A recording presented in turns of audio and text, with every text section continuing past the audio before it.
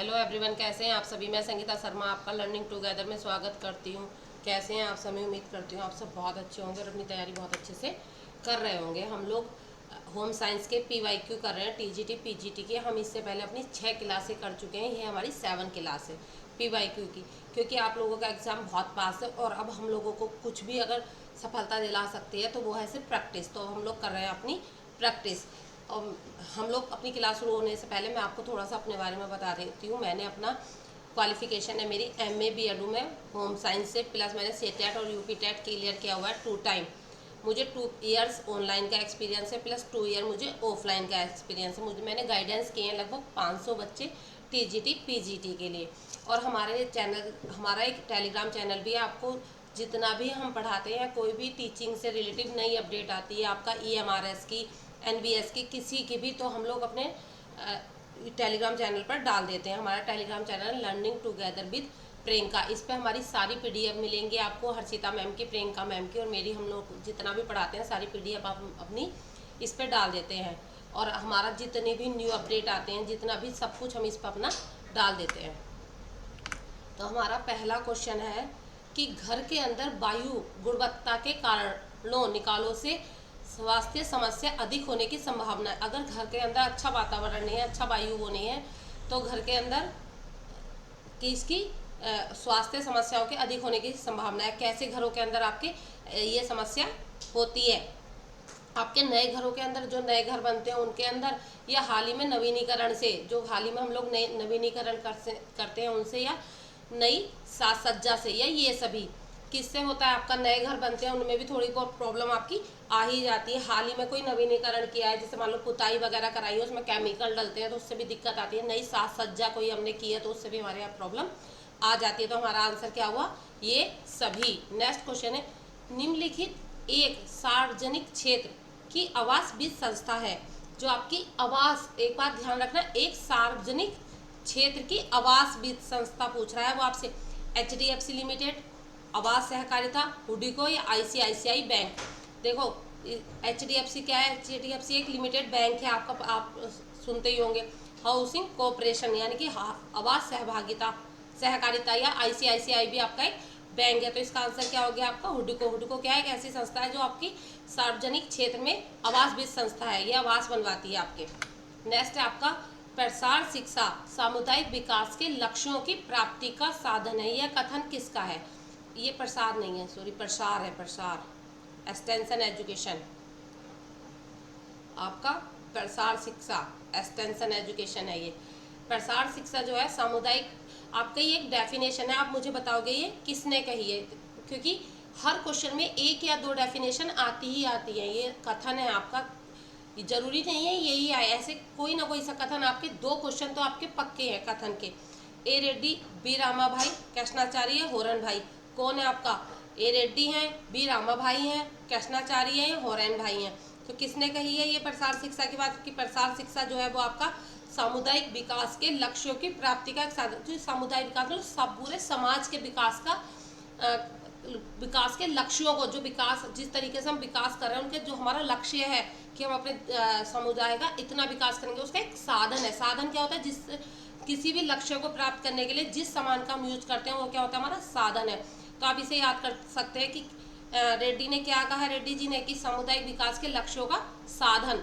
इन्होंने प्रसार शिक्षा को आपका सामुदायिक विकास के लक्ष्य, जो हमारा, जहाँ हमें पहुँचना है, जो हमारी गोल है, उस तक पहुँचने का एक साधन है। साधन तो आप सबको पता ही है, साधन और क्या होता है, साधन होता है जिसका प्रयोग करके हम अपने लक्ष्यों तक पहुंचते हैं। नेक्स्ट क्वेश्चन है आपका, किसी भी टेक्सटाइल सामग्री की सबसे छोटी इकाई है। किसी भी टेक्सटाइल सामग्री की आपकी सबसे छोटी इकाई क्या है, वस्तु है, रेशा है, तंतु है, या अणु है। अणु है आपका, क्या है, देखो हमेशा कंफ्यूजन होता है इसमें, इसलिए इंग्लिश जरूर देख लेना। बहुत बच्चे गलत कर आए थे, रेशा और तंतु हिंदी में एक ही चीज लगती है हमें, लेकिन इंग्लिश इनकी अलग है। क्या है, तंतु है, सबसे छोटी इकाई क्या है, तंतु है। नेक्स्ट है आपका, कार्य सरलीकरण की औपचारिक तकनीक है। कार्य सरलीकरण की आपकी मैंने पिछली क्लासेस में बताया था, 2 तकनीक है, एक औपचारिक है और एक आपकी अनौपचारिक है। कौन सी है, एक औपचारिक है आपकी और एक आपकी अनौपचारिक है, ठीक है ना। औपचारिक में क्या क्या, औपचारिक में और अनौपचारिक को हम क्या बोलते हैं? अनौपचारिक को हम पेन पेंसिल टेक्निक भी बोलते हैं। तो आपका प्रोसेस चार्ट, ऑपरेशन चार्ट और पाथवे चार्ट, ये आपका क्या किस में आ जाता है?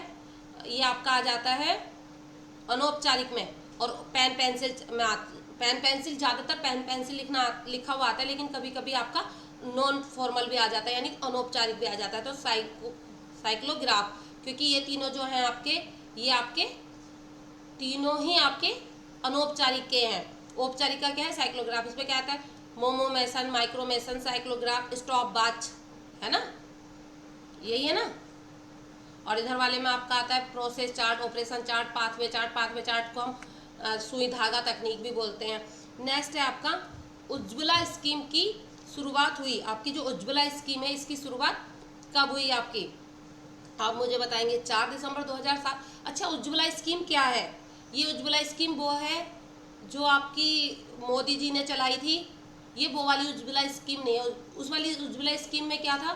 घर घर सिलेंडर दिए गए थे। जिनके घर सिलेंडर नहीं थे, गैस चूल्हे नहीं थे, उनके घर गैस चूल्हे और सिलेंडर पहुंचाए गए थे उज्ज्वला स्कीम में, जो 2015 में चलाई गई थी मोदी जी के द्वारा। लेकिन ये उस उज्ज्वला स्कीम की बात नहीं हुई। ये उज्ज्वला स्कीम वो वाली है जिसमें माता व बच्चों को बचाव के लिए कार्य किया जाता था। प्रसव के समय या किसी भी समय माता या बच्चे में कोई बीमारी हो जाती है, कोई भी ऐसा डिसीज हो जाती है जिससे प्रॉब्लम होती है, तो उनके बचाव के लिए एक स्कीम चलाई गई थी, उज्ज्वला स्कीम। ये उसी स्कीम के बारे में आपका बताया। 4 दिसंबर 2007, 4 दिसंबर 2005, 12 दिसंबर 2008 या 12 दिसंबर 2006? क्या है इसका आंसर आपका? इसका आंसर है आपका 4 दिसंबर 2007। नेक्स्ट है आपका बजट के लिए उपभोग का नियम किसके द्वारा प्रतिपादित किया गया? आपका बजट। बजट क्या है? जो हम आय और व्यय का ब्यौरा बनाते हैं, जो एक हम आय, हमारी कितनी आय हुई और कितना व्यय हुई, उसका जो हम एक ब्यौरा बनाते हैं, उसे हम बजट कहते हैं। कि हमने इतना कमाया था, इतनी हमारी आय हुई और इतना हमारी बचत हुई, इसको हम क्या कहते हैं? ब्यौरा कहते हैं, है ना, बजट कहते हैं।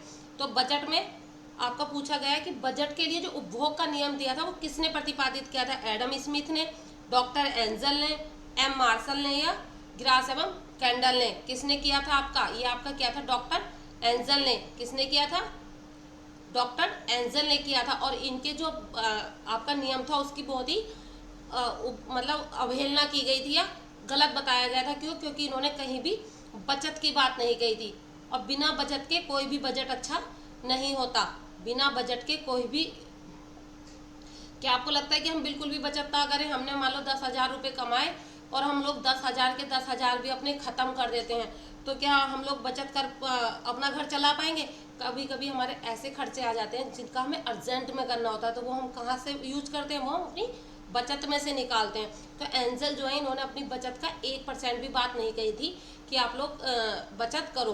तो इसलिए इनके जो नियम था उसकी बहुत ही अवहेलना की गई।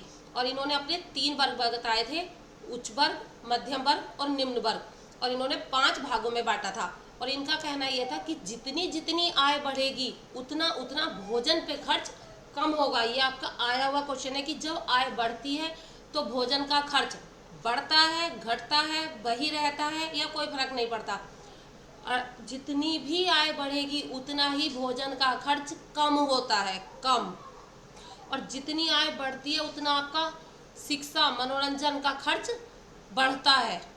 भोजन का कम होता है, मनोरंजन का और शिक्षा का खर्च आपका बढ़ता है।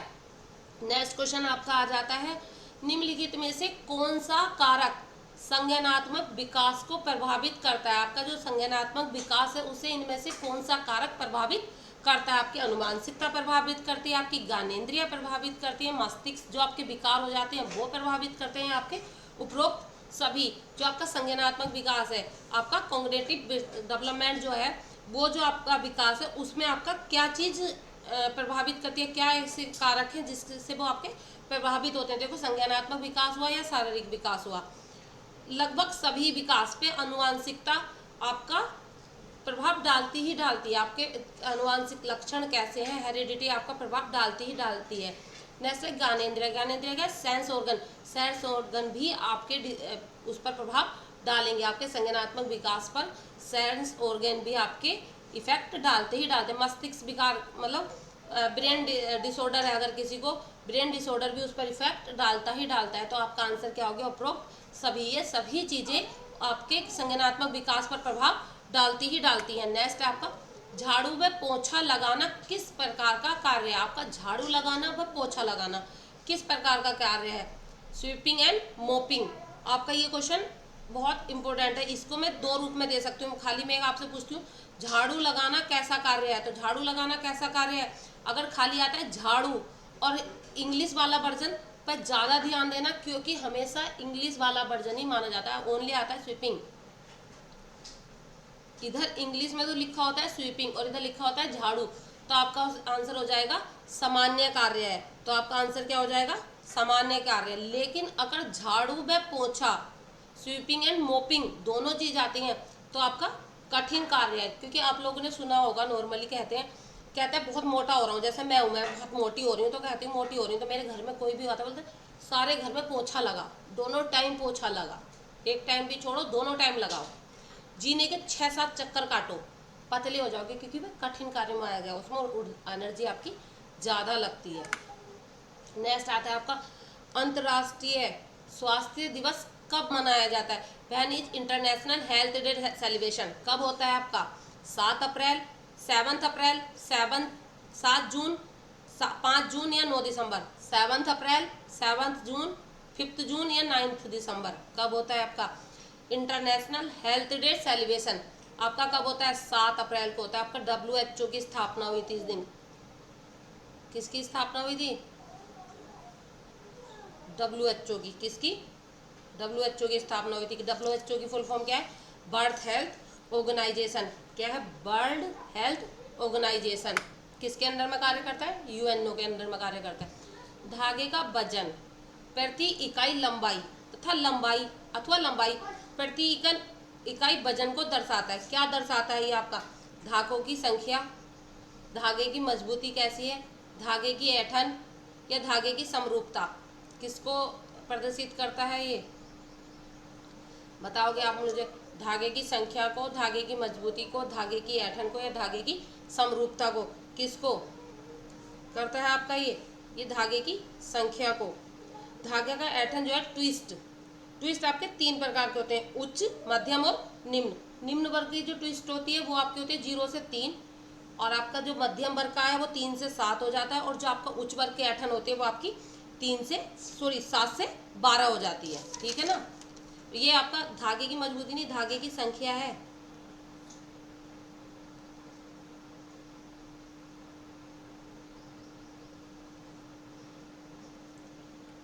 नेक्स्ट है आपका सामुदायिक विकास योजना का आरंभ कब हुआ?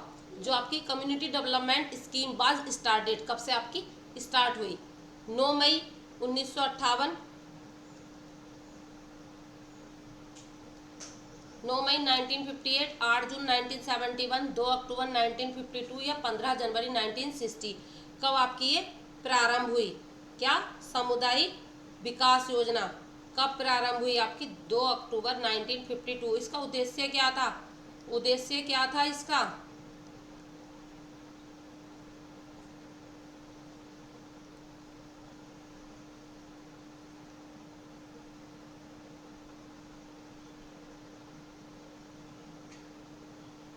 क्या उद्देश्य था इसका? इसका उद्देश्य था ग्रामीण लोगों का अच्छा जीवन, जो आपके ग्रामीणों का जो जीवन लेवल है बहुत अच्छा हो जाए, वे अच्छे से अपना कार्य कर सकें। नेक्स्ट है आपका कैम्फर आहार का प्रयोग किया जाता है। जो आपका कैम्फर आहार है उसका प्रयोग कब करते हैं? अल्सर में, मधुमेह में, उच्च रक्तचाप में या टाइफाइड में? कब करते हैं आपका करते हैं उच्च रक्तचाप में। कब करते हैं? उच्च रक्तचाप में आपका ये प्रयोग करते हैं। मैड्रिन एक प्रकार का है। मैड्रिन क्या है? एक प्रकार का कॉलर है, आस्तीन है, कफ है या योक है? क्या है? जो आपका मैड्रिन है वो एक प्रकार का कॉलर है। जैसे आपका नेहरू कॉलर होता है, जवाहर कॉलर, वो हाफ कॉलर होते हैं। हम लोग भी जो सर्दियाँ होती है उसमें पहनते हैं, वो हाफ कॉलर वाला पहनते हैं ना, ऐसे खड़ा हुआ हाफ कॉलर, वो होता है आपका मैड्रिन होता है। नेक्स्ट है आपका प्रथम गृह विज्ञान महाविद्यालय की स्थापना किस राज्य में हुई थी? नई दिल्ली, उत्तर प्रदेश, पंजाब या चेन्नई? कहाँ हुई थी आपकी प्रथम गृह विज्ञान महाविद्यालय की स्थापना? आपकी नई दिल्ली हुई थी। कहाँ हुई थी?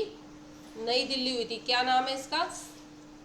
डॉक्टर इरविन कॉलेज, आपकी इरविन कॉलेज, ठीक है ना।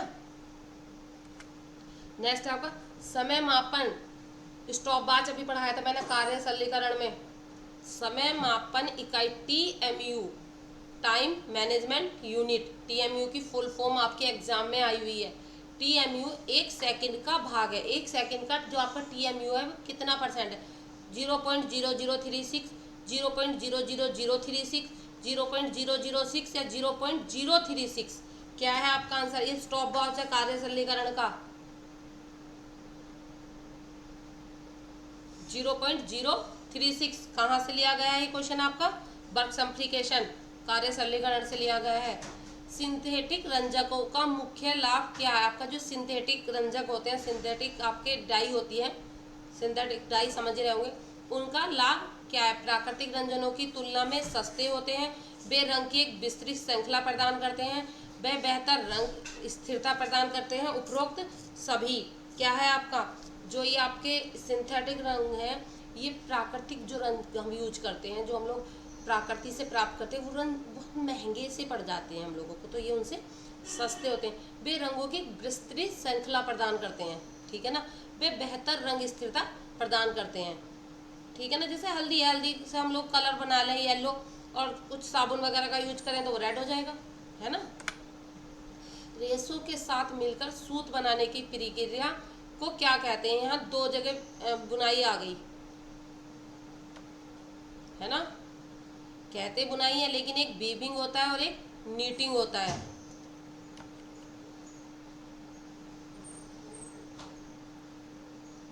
ठीक है ना।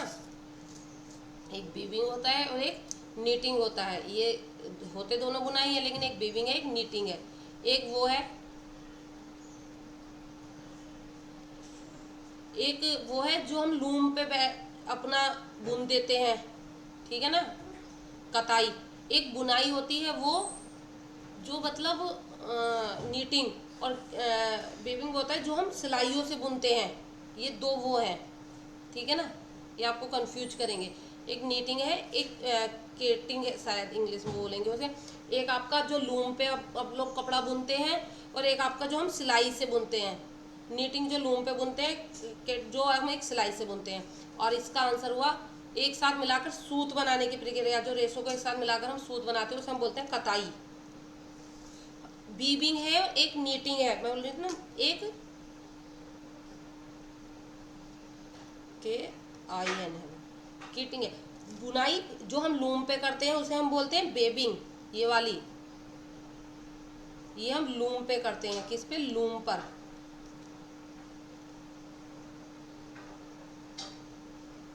है दोनों बुनाई, लेकिन अंतर ये है, और ये जो है आपका, ये हम हाथ की बुनाइयों से बुनते हैं, सिलाई से, मशीन से, क्रोशिया से। इसलिए आप इंग्लिश वर्जन देख लेना, वीविंग दिया हुआ है, किटिंग दिया हुआ है। जोन सा भी आपका बुनाई अगर दो दिए हुए हैं तो इधर जरूर देख लेना। अगर किटिंग दिया हुआ है तो वो सिलाई जो हम सिलाई मशीन से या क्रोशिया वगैरह से करते हैं, और वीविंग दिया हुआ है तो जो हम लूम पे करते हैं। लूम से भी तो हमारे तैयार होता है ना बुनाई, कपड़ा तैयार हो जाता है। निम्नलिखित में से कौन से कपड़े की फिनिशिंग का प्रकार नहीं है? पानी प्रतिरोधक फिनिशिंग, ब्रॉसिंग फिनिशिंग, सूखने की फिनिशिंग, या मुलायम बनाने की फिनिशिंग। देखो ये सारी फिनिशिंग आपकी की जाती है। मुलायम कपड़े को मुलायम बनाने के लिए भी फिनिशिंग की जाती है। ब्रॉसिंग फिनिशिंग वो होती है जो कपड़े पर रुएं उठाने के लिए फिनिशिंग की जाती है। पानी प्रतिरोधक फिनिशिंग की जाती है, जिससे कपड़े पर मतलब एकदम से पानी का प्रभाव ना हो। सुखाने की कोई फिनिशिंग नहीं होती है, ये सुखाने की प्रक्रिया है अलग। नेक्स्ट आता है, निम्न में से स्वयं सहायता समूह की विशेषता कौन सी है? स्वयं सहायता समूह उद्यमिता गतिविधि को संलग्न रहना, एकजुटता में कार्य करना। स्वयं सहायता, सूक्ष्म ऋण, भागीदारी, उपरोक्त सभी। इसमें लगभग 20 क्वेश्चन आपके 2021 के PYQ है। एकजुटता में कार्य, अगर हम एकजुटता में कार्य करेंगे तो स्वयं सहायता समूह हम लोग तैयार कर लेते हैं। एकजुट होकर मैं आपके साथ रहूँ, हम एक ग्रुप बना लें और उसमें हम वर्क करें, तो ये आपका हो जाता है स्वयं सहायता समूह। नेक्स्ट है दूध में कैसीन की मात्रा कितनी होती है। जो दूध है आपका, दूध में कितने % आपका कैसीन होता है, कितने % कैसीन होता है आपके दूध में। आपके दूध में 80% कैसीन होता है, जिसके कारण आपके दूध का रंग कैसा होता है, सफ़ेद। आपका क्वेश्चन बन सकता है दूध का रंग सफ़ेद किसके कारण होता है, कैसीन के कारण होता है। आपका क्वेश्चन, ये 2 क्वेश्चन समझ लो एक तरीके से। दूध में कैसीन की मात्रा कितनी होती है, 80%, और दूध का रंग सफ़ेद किसके कारण होता है, कैसीन के कारण होता है। नेक्स्ट है प्रौढ़ावस्था में कैल्शियम की कमी से होने वाला रोग कहलाता है। ये मैंने आपको 6 वाले में पूरा समझाया था डिटेल में। ओस्टोपोरोसिस, ओस्टोमलेशिया, बीलॉक्स या पिंचेस्ट, बताना मुझे आप। क्योंकि क्या है, प्रौढ़ावस्था, वृद्धावस्था और बच्चों में, तीनों में अलग अलग रोग थे।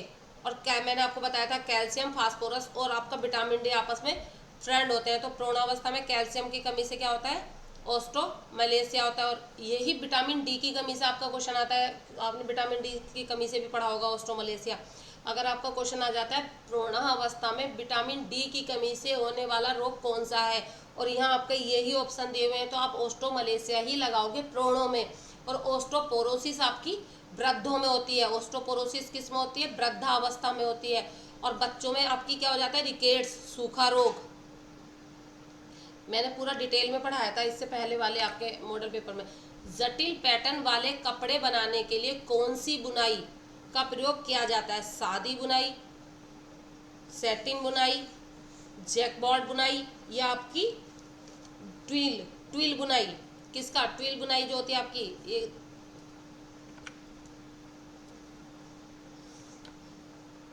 ट्विल बुनाई वो होती है जो तिरछी होती है आपकी इस तरीके से। क्या क्या होता है, जटिल कपड़े वाले, जटिल पैटर्न वाले कपड़े बनाने के लिए हम जैकबॉर्ड बुनाई करते हैं। कौन सी, जैकबॉर्ड बुनाई करते हैं। नेक्स्ट क्वेश्चन है इनमें से कौन सा रेशा खेलकूद वाले वस्त्र बनाने के लिए समांतर प्रयोग किया जाता है। तो हम लोग जब खेलते हैं तो हमें स्ट्रेचुअल कपड़ा का चाहिए होता है, स्ट्रेचुअल सा, जहाँ भी हम हाथ मतलब मोड़े या कुछ क्रिया करें तो वो उसमें हमें मतलब प्रॉब्लम ना दे। तो कौन सा है, रेशम है, ऊनी है, लीलन है, पॉलिस्टर है। इसका आंसर आपका आता है पॉलिस्टर। पॉलिस्टर एक ऐसा रेशा है जो हम खेल कूद के कपड़े बनाने में प्रयोग करते हैं। नेक्स्ट क्वेश्चन है जूट और कपास के रेशे को एक साथ जोड़कर कौन सा कपड़ा तैयार किया जाता है। आपका कैनवास तैयार किया जाता है, ट्विल, रेशम या बिल्प। कैनवास तो आपका सूती कपड़े से बनता है, बिल्प कौन क्या हो गया इसका, बिल्प हो गया। मुझे जहाँ तक उम्मीद है आप लोगों को मेरे बताए हुए क्वेश्चन समझ में आए होंगे। ऐसे ही और क्वेश्चन करने के लिए आप मेरे साथ जुड़े रहिए लर्निंग टुगेदर पर। हम अपनी PYQ सीरीज चला रहे हैं होम साइंस की, जिसमें हम लगभग एक दिन छोड़ के लगभग डेली ही हम लोग अपनी होम साइंस के PYQ कराती हूँ मैं, TGT PGT के। इसी में हम लोग आपका UGC नेट के फर्स्ट पेपर की क्लासें भी चल रही हैं, जो आपकी हर्षिता मैम के द्वारा ली जाती हैं। एजुकेशन की क्लासें आपकी प्रियंका मैम लेती हैं। तो आप हमारे चैनल से जुड़े रहिए। और इसकी आपको PDF अगर चाहिए तो आप PDF प्राप्त करने के लिए लर्निंग टुगेदर विद प्रियंका से जुड़ जाइए। धन्यवाद।